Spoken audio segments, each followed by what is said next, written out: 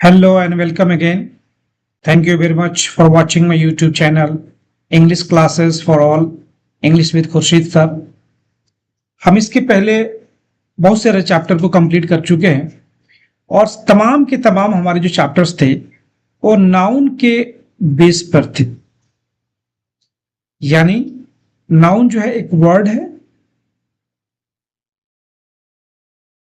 और इसके बेस पर हम बहुत सारे चैप्टर कंप्लीट कर चुके हैं, जैसे पार्ट्स ऑफ स्पीच हो गया, सिंगुलर से प्लूरल हो गया, पर्सन हो गया जिसके अंदर प्रोनाउन पे काम किया हम लोगों ने। फिर उसके बाद से हम लोगों ने जेंडर पे काम किया, मास्कुलिन, फेमिनिन, कॉमन जेंडर। अब हम आ गए हैं केस के ऊपर। केस हमें जानना क्यों जरूरी है? ये एक ऐसा चैप्टर है जो कंप्लीटली डिस्कस करता है नाउन को। जैसे मैं बताया हूं कि अभी तक हम नाउन के बारे में ही पढ़ते आ रहे हैं, प्रोनाउन के बारे में ही पढ़ते आ रहे हैं। इसके बाद से हम मूव करने वाले हैं टेंस के तरफ, जो बहुत ही शानदार चैप्टर है और हर बच्चे की और हर टीचर की ख्वाहिश होती है पढ़ना और पढ़ाना। तो हम उस पर काम करेंगे और बहुत ही शानदार होगा। आप बिल्कुल रेडी होकर के हमारे साथ बैठिए और उस पर हम पढ़ेंगे टेंस के बारे में, ठीक है। फिर उसके बाद से हम वर्ब्स के बारे में पढ़ेंगे। वर्ब बहुत बड़ी चैप्टर है और बहुत कुछ जानना है उसके बारे में हमें। तो हम अभी बात करेंगे केस के बारे में कि केस कितने तरह के होते हैं। तो यूजुअली जो है ना, केस को 4 पार्ट्स में बांटा गया, ठीक है। एक नंबर है सब्जेक्टिव केस। ये वर्ड आपको कुछ जाना पहचाना सा लगता होगा। सब्जेक्ट आप हमेशा पढ़ते हैं, यानी कर्ता जो काम करता है उसको सब्जेक्ट कहते हैं। यानी जब कोई नाउन या कोई प्रोनाउन सब्जेक्ट की जगह पर हो तो उसे हम सब्जेक्टिव केस कहते हैं। बिल्कुल सिंपल सी है, कोई बड़ा लॉजिक नहीं है इसके अंदर। जब कोई भी नाउन या प्रोनाउन किसी सब्जेक्ट के जगह पर हो तो उसे हम सब्जेक्टिव केस कहते हैं या उसको नॉमिनेटिव केस भी कहते हैं। इसका दोनों नाम है, आप प्लीज इसको मिस न करें, इसको याद रखें। आप देख सकते हैं इसमें एक सेंटेंस नीचे लिखा हुआ है, बर्ड्स, चिड़िया। ये किस जगह पर है? ये सब्जेक्ट के जगह पर है। और ये क्या है? ये है नाउन। कौन सा नाउन है? ये कॉमन नाउन है। ये क्या है? ये वर्ब है, हेल्पिंग वर्ब जिसको बोल सकते हैं, या एक्जुलरी वर्ब भी कहें, लेकिन इसको यहाँ पे हम हेल्पिंग वर्ब भी कहेंगे। यहाँ पे मेन वर्ब हो गया और बाकी ये रिमेनिंग ये ऑब्जेक्ट हो गया। तो ये सब्जेक्ट के जगह पर है, इसलिए इसको सब्जेक्टिव केस कहते हैं। आगे बढ़ते हैं। जब कोई भी नाउन या प्रोनाउन ऑब्जेक्ट के जगह पर हो तो उसे हम ऑब्जेक्टिव केस कहते हैं या उसको एक्यूजेटिव केस कहते हैं। आगे हम इसके चार्ट पढ़ेंगे, इसके अंदर बहुत डिटेल से हम जानेंगे। यहां पर हम देख सकते हैं ये ही जो है, ये क्या है? ये थर्ड पर्सन। कौन सा नंबर है? ये सिंगुलर नंबर है। उसके बाद में क्या है? ये सब्जेक्ट के जगह पर है। तो ये क्या हो गया? सब्जेक्टिव केस हो गया। लेकिन यहां पे आप देख सकते हैं ये मी किसका ऑब्जेक्ट है जी? मी जो है आई का मी होता है ऑब्जेक्टिव जगह पे। फिर होता है माई और उसके बाद से एम आई यानी माइन भी होती। अब यहां पर आप देख सकते हैं ये सब्जेक्ट किस में है? ये ऑब्जेक्टिव केस में है और ये पोसेसिव केस में है। अब ये आई अगर यहां पे होती ही के बदले में तो ये सब्जेक्टिव केस होती। अब यहां पे इसका रूप चेंज हो गया, फॉर्म चेंज हो गया और ये मी के जगह बन गया। यहां पे ये किसका जगह है? ये ऑब्जेक्ट का जगह है। यानी आपने एक हमेशा ये बनावट देखी होगी, सब्जेक्ट, वर्ब और ऑब्जेक्ट होती है। जैसे आई लव हिम, मैं, ये सब्जेक्ट है और सब्जेक्ट की जगह पर है तो सब्जेक्टिव केस है ये, और फर्स्ट पर्सन सिंगुलर नंबर भी है। ये लव वर्ब हो गया। ये और ये हिम जो है एक ऑब्जेक्ट हो गया। ये किसका प्रोनाउन है? ये ही का ऑब्जेक्टिव केस है। और ये ऑब्जेक्टिव केस क्यों है? ये क्यों है यहां पे हिज क्यों नहीं है? क्योंकि ये ऑब्जेक्ट के जगह पर है। जब कभी भी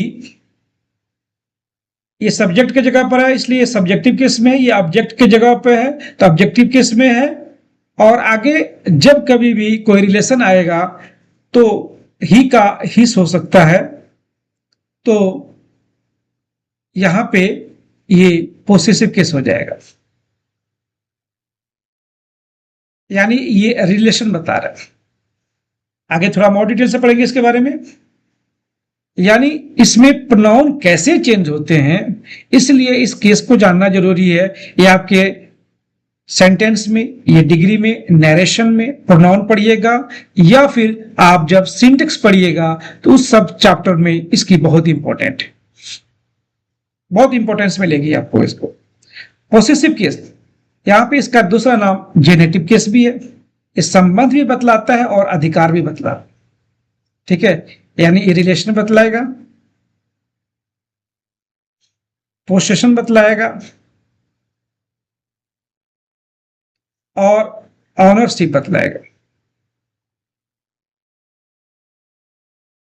यानी मिल्कियत, मालिकाना हक, ये एक दूसरे का रिलेशन बतलाता है। यहां पे देख सकते हैं एक मेहताब नाम के शख्स हैं और इनका एक भाई है, यानी मेहताब के जो भाई हैं इनसे इनका रिलेशन है। और इन रिलेशन को बतलाने के लिए यहाँ पे एपोस्ट्रॉफी एस का इस्तेमाल किया गया है, जो पेशे से डॉक्टर है। ये किनका भाई है जी? ये ब्रदर जो है, ये ब्रदर किनका है? ये मेहताब के हैं, इनके साथ इनका रिलेशन है। तो पोसेसिव के जो है रिलेशन बतलाती है। आगे हम इसके बारे में और पोसेशन के बारे में पढ़ेंगे, रिलेशन के बारे में पढ़ेंगे, ऑनरशिप के बारे में पढ़ेंगे, बहुत डिटेल से पढ़ेंगे इसके बारे में। अब हम वोकेटिव केस के बारे में बात करते हैं, जो किसी को बुलाने या संबोधन करने के लिए इस्तेमाल किया जाता है। यानी हमारे पास चार तरह केस हो गए। सब्जेक्टिव केस हो गया, ऑब्जेक्टिव केस हो गया, पोसेसिव केस हो गया और वोकेटिव केस हो गया। आगे हम पढ़ते हैं इसके बारे में डिटेल से। आप देख सकते हैं यहाँ पे इसका डेफिनेशन मैंने लिख दिया है ताकि आपको आसानी हो। ठीक है, यहां पे एक देख सकते हैं कि सी लव्स हर बेबी। एक महिला है जिनके बारे में कहा जाता है सी लव्स हर बेबी, वह अपने बच्चे को प्यार करती है। यहां पे सी क्या है? सी यहां पे एक महिला का प्रोनाउन है। तो ध्यान रखिएगा, ये बहुत इंपॉर्टेंट चीज है, समझ लीजिएगा, क्योंकि बार बार हम इस औरत का नाम नहीं लिखेंगे, इसलिए इसका हम प्रोनाउन लिख देते हैं। प्रोनाउन एक महिला के लिए आया हुआ है, सी है। अच्छा, कौन सी जगह पे? पोजीशन क्या है इसका? सब्जेक्ट के जगह पे।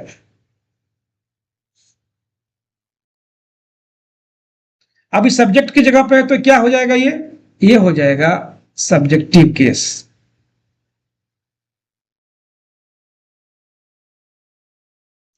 यानी सब्जेक्ट की जगह पे हो गया।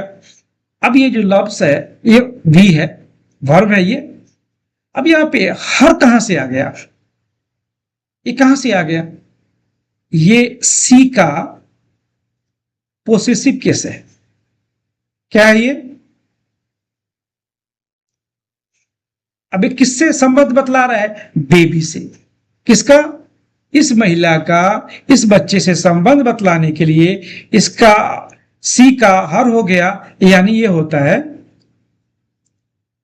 सी हर हर्ष। ये तीन फॉर्म होता है।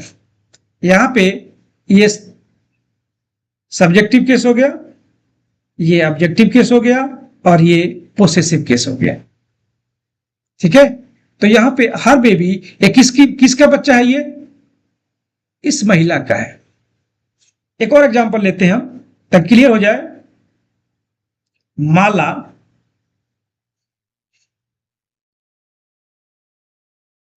Teacher her sun.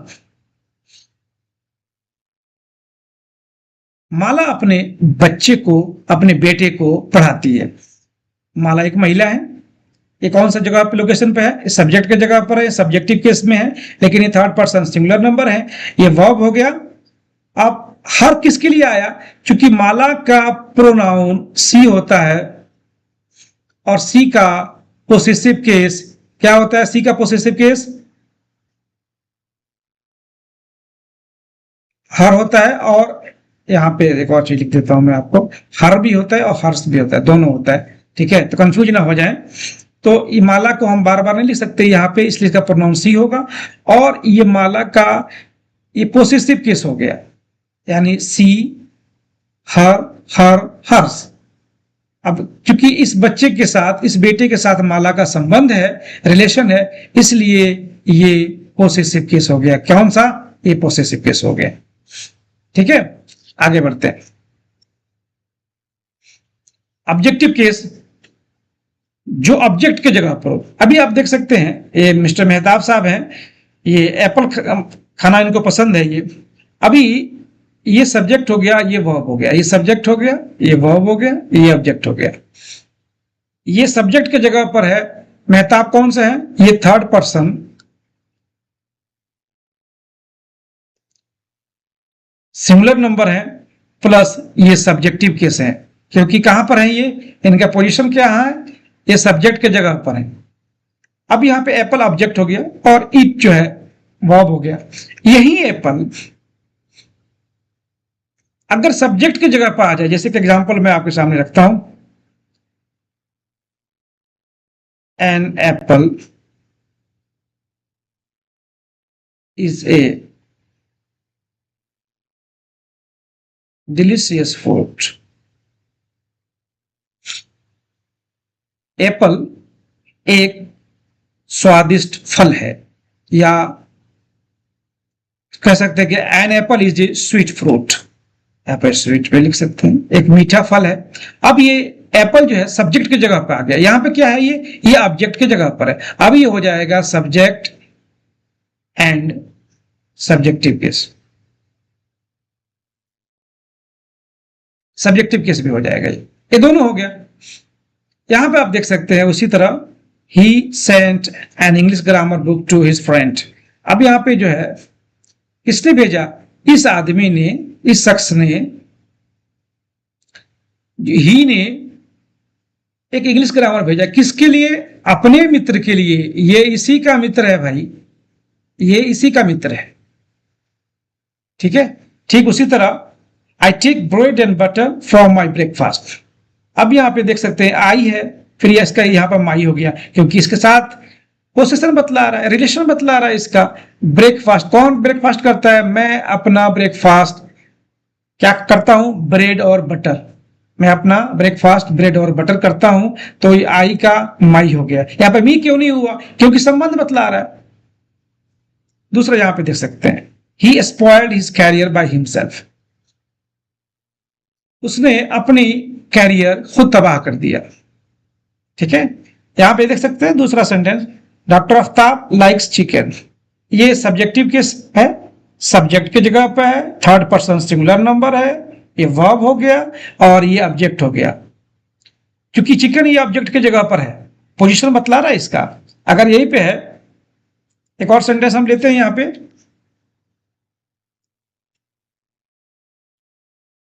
Chicken is a common meal for all now a day. Chicken आजकल एक आम भोजन हो गया सभी के लिए। अब ये चिकन जो है सब्जेक्ट की जगह पर है।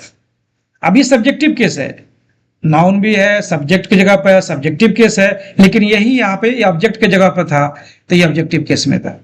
मुझे लगता है ये बात समझ में आ गई होगी। आगे बढ़ते हैं, पोसेसिव केस। यहाँ पे एक आफ्ताब है, उनकी माँ है और ये जेंटल है। यहाँ पे आप देख सकते हैं एपोस्ट्रॉफी एस लगा हुआ है, इसको बोलते हैं एपोस्ट्रॉफी एस। यहाँ पे कॉमा टाइप का होता है और एस के ऊपर, इसका माने होता है का, की और की। और ये रिलेशन, जिसे मैंने बताया कि रिलेशन बतलाती है, ऑनरशिप बतलाती है, पोसेशन बतलाती है। ठीक है, अब यहाँ पे देख सकते हैं दूसरा सेंटेंस है काउज मिल्क, गाय की तो दूध है, और गाय किसकी दूध है? ये गाय की। यहाँ पे अपोस्ट्रोफी है। यहाँ पे देख सकते हैं शर्मिला कोई लड़की है, इनका अपोस्ट्रोफी एस का है, और टीचर शर्मिला की टीचर, या का टीचर अगर शर्मिला की टीचर। ठीक है, आगे बढ़ते हैं। वोकेटिव केस, जैसे मैंने बताया किसी को बुलाने के लिए, संबोधन करने के लिए इसका इस्तेमाल किया जाता है।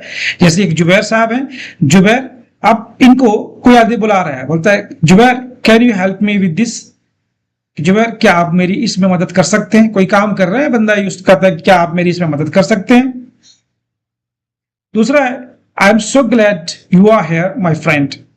अब कोई शख्स है, उनका एक मित्र उनसे मिलने आता है और बड़े खुश होते हैं और कहते हैं यार मैं बहुत खुश हूं कि तुम यहां पे हो मेरे दोस्त। ठीक है, बी केयरफुल लिटिल वन। अब कोई छोटा सा बच्चा है जो बार बार शरारत करता है, बदमाशी करता है, और उसके पेरेंट्स उसको गाइड करते हैं और इंस्ट्रक्ट करते हैं, डराते हैं, लेकिन वो बच्चा बार बार शरारत करता है, तो बोलते हैं बी केयरफुल लिटिल वन, ए छोटे बच्चे, ए मासूम, तुम सावधान रहो। होता है ना, बच्चे कूद लेते हैं, बदमाशी करते हैं, शरारत करते हैं और खतरे में पड़ जाते हैं, तो उनके पेरेंट है जो कोई है उनको गाइड कर रहा है। ठीक है, स्टॉप राइट है ऑफिसर। अब जो सीनियर है इंस्ट्रक्ट करते हैं कि ऑफिसर यहीं रुक जाओ। ठीक उसी तरह एक और वर्ड ये भी है, हे यू गाइस लेट्स गो। बोलते हैं हे, कुछ लोग दोस्त यार बैठे हुए हैं, गप मार रहे हैं, सडनली जो है एक का जाने का मन किया, बोलते हैं हे गाइस, है लोग, है दोस्त, लेट्स गो, आगे बढ़ते हैं, चलो, रुको, रुको मत। अब हम इसके सारे जो रियल इसेंस है आपके सामने लेकर के आया हूं। ये चार्ट बहुत इंपॉर्टेंट है, इसको मन में बसा लीजिए और ये आपके आगे काम आएगा। अब हम देख सकते हैं ये फर्स्ट पर्सन है। पर्सन तीन होते हैं, फर्स्ट पर्सन, सेकेंड पर्सन और थर्ड पर्सन। ठीक है, अब ये देख लीजिए फर्स्ट पर्सन सब्जेक्टिव केस और singular number. First person subjective case और सिंगुलर नंबर आई होता है। मैं फर्स्ट पर्सन सिंगुलर नंबर और सब्जेक्टिव केस आई होगा, ऑब्जेक्टिव केस मी होगा, माई और माइन होगा पोसेसिव केस। ठीक है, अब वही हम फर्स्ट पर्सन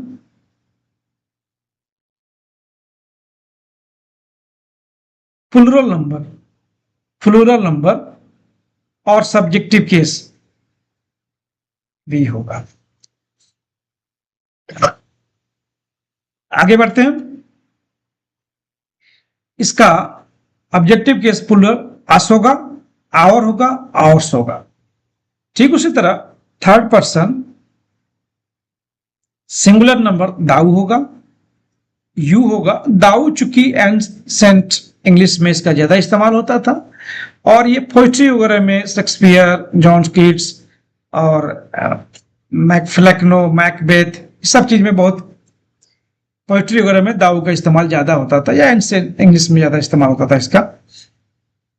इसका ऑब्जेक्टिव केस थी होगा, थी और यू भी होता है। यहाँ पे ताई और थाइन होगा, थाई थाइन, यू और योर का हो जाएगा, यू का। ठीक इसी तरह इसका प्लूरल नंबर भी यू होता है, और ऑब्जेक्टिव केस में भी यू ही रहता है, लेकिन यहां पे पोसेसिव केस में योर और योर्स हो जाता है। Third person singular number, subjective case he, she और इट। ये तीनों कौन है? ये सिंगुलर है, या कोई नाम, कोई नाम हो, ये सिंगुलर नंबर है। उसका ऑब्जेक्टिव केस क्या होगा? ही का ऑब्जेक्टिव केस हिम हो जाएगा, सी का ऑब्जेक्टिव केस हर हो जाएगा, और इट का ऑब्जेक्टिव केस इट हो जाएगा। ठीक है, ठीक इसी तरह पोसेसिव केस इसका हिस हो जाएगा, हर हो जाएगा, हर्ष हो जाएगा, और इट्स हो जाएगा। इसका प्लूरल नंबर यानी थर्ड पर्सन, इसका प्लूरल नंबर दे होगा, मतलब वे लोग, और ये प्लूरल भी है। इसका ऑब्जेक्ट क्या होगा? देम हो जाएगा, यानी objective case, objective case them हो जाएगा, पोसेसिव केस देयर हो जाएगा, और देयर्स हो जाएगा। तो मुझे उम्मीद है कि ये चैप्टर आपको केस अच्छी तरह समझ में आ गई होगी। लेट्स हम कंप्लीट करते हैं इस चैप्टर को यहाँ पे, और इसमें अब हम आपको नेक्स्ट क्लास में आपको बताएंगे कि एपोस्ट्रोफी एस, एपोस्ट्रोफी एस का यूसेस, कि कैसे एपोस्ट्रोफी एस का यूज किया जाता है। ठीक है, उसके बाद आप हमारे साथ जुड़े रहें, हमारा वीडियो को लाइक करें, सब्सक्राइब करें, शेयर करें अपने फ्रेंड सर्कल में, स्टूडेंट्स, स्कूल गोइंग स्टूडेंट्स में, कॉलेज गोइंग स्टूडेंट्स में। और हम अभी टेंस की तरफ मूव करेंगे इसके बाद में, जो हर स्टूडेंट की और हर टीचर की तमन्ना होती है उसको पढ़ना और उसको जानना। टेंस मेरा थोड़ा बहुत मतलब बढ़ा जाएगा, कई वीडियो टेंस के ऊपर आएंगे, क्योंकि इसमें मैं प्रैक्टिकल, आप थ्योरी के साथ साथ बहुत सारा प्रैक्टिकल लेकर आऊंगा। हिंदी में, इंग्लिश में, इंग्लिश के फिलिंग द ब्लैंक्स होंगे, वर्ब्स के सिलेक्शन होगा, सब्जेक्ट का और वर्ब का मिलाप कराएंगे हम, और ताकि हमें इस एक्सटेंट तक लेकर के जाना है, ताकि आपको कभी भी टेंस में किसी तरह की कोई डाउट नजर ना आए, और आप हमेशा टेंस के चैप्टर में 100 आउट ऑफ 100 मार्क्स लेकर के आए। कभी भी लिखते समय, बोलते समय या पढ़ते समय आपको कोई डाउट ना हो। हमारा ये केस का चैप्टर का एक हिस्सा पोर्शन खत्म हुआ, एपोस्ट्रोफी एफ हम नेक्स्ट स्लाइड में आपके साथ लेकर के आएंगे, नेक्स्ट वीडियो में लेकर के आएंगे, और हमारे साथ बने रहें।